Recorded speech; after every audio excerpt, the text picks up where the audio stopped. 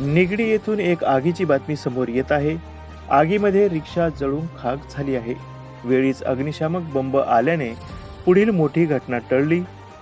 ही घटना रात्री PCMC colony building number 4 व 5 समोरील ओटा स्कीम सेक्टर नंबर 22 निगडी येथे घडली.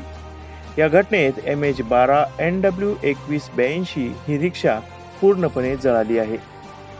तर MH14 HM 0200 व MH12 QU 9729 या रिक्षाच्या बॉडी कव्हरला आगीची सुरुवात झाली होती. त्या शेजारी अजूनही काही रिक्षा होत्या, परंतु वेळीच अग्निशमक बंब आल्याने पुढील अनर्थ टळला. या बातमीची दृश्य आपण पाहत आहात.